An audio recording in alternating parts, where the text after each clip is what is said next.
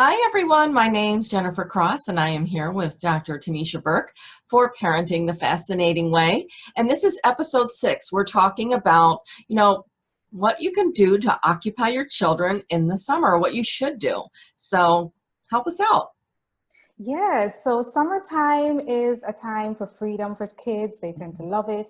But on the other hand, we parents are not quite happy. It's not the best time for us because there's so much coordination to do, and then we worry about our children as it relates to all the free time that they have. So as parents, there are certain things that we can do to help to manage what our children will be doing for the summer. So one of the first things that we can do is to set and maintain a routine. What are our children going to do for the couple of weeks that they're going to be free? Is it that they're going to go to different activities outside the home, or they're going to have activities within the home?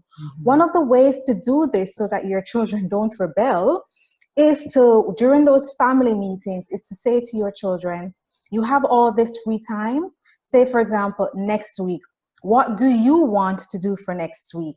And then you create a plan of action for what they're going to do, the day and the time, and if it's outside the home, also the location. The second thing you can do is to set chores.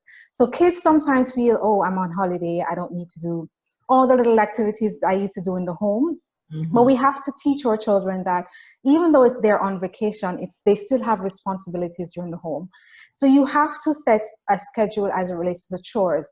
That schedule is then integrated as well into your plan of routines. So you can set the schedule to be, say, for an hour or every 2 hours or whatever is easier based on your child's age, what they're going to do.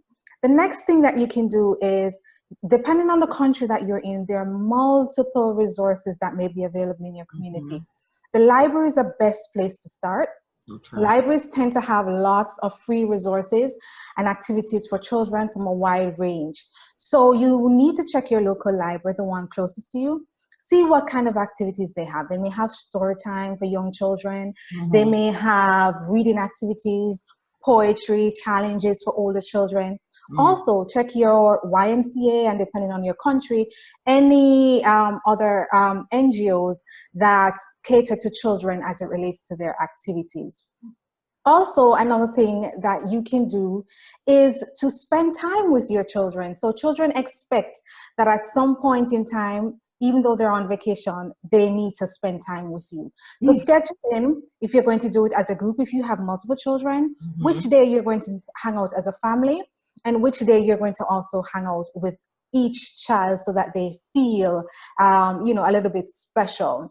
Also, with technology these days, the reason why it's so important to set and plan a schedule is that sometimes children think that they are going to be stuck on the iPad, on their cell phones, or the TV, or the computer for a number of hours.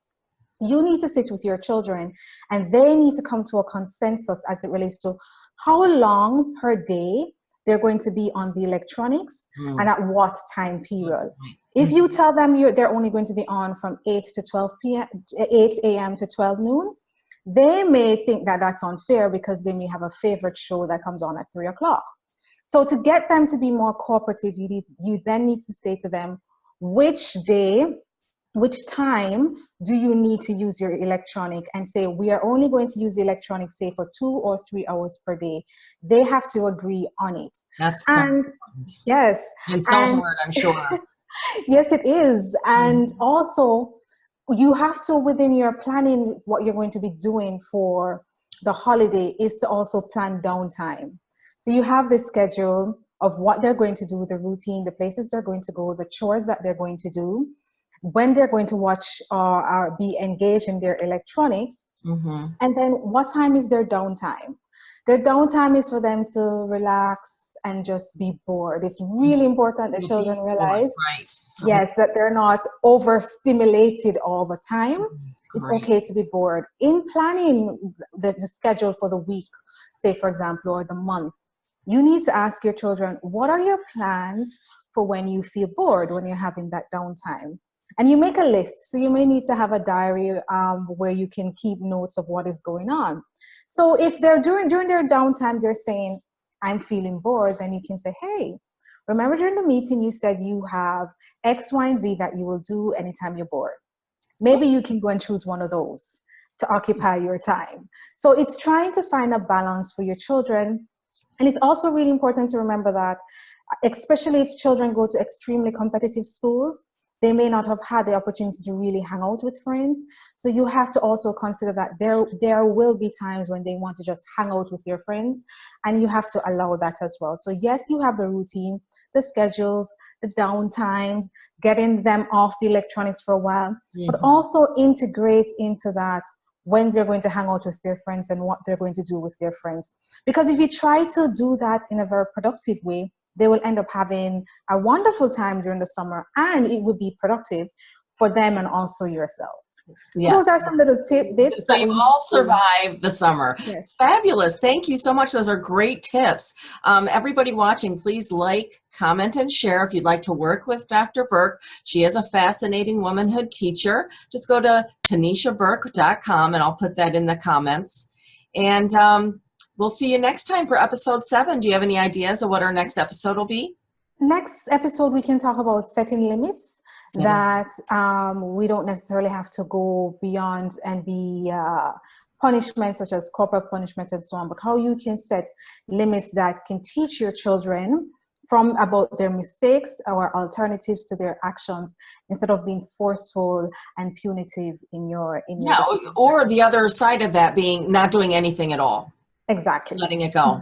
Well, thank you so much. I'm looking forward to that. Take care, and I'll talk to you soon. Bye-bye. Yes, and parents, remember, you don't have to freak out about the summer. Yes. As long as you have a schedule and you allow your children to plan and be included in that schedule, take advantage of your local resources, your libraries, your library, and you will be fine. They will be fine. And yes, you can keep them as productive as possible until they go back to school. Thank you so much. We'll talk to you later, and thank you everybody for watching. Bye, guys. Bye-bye.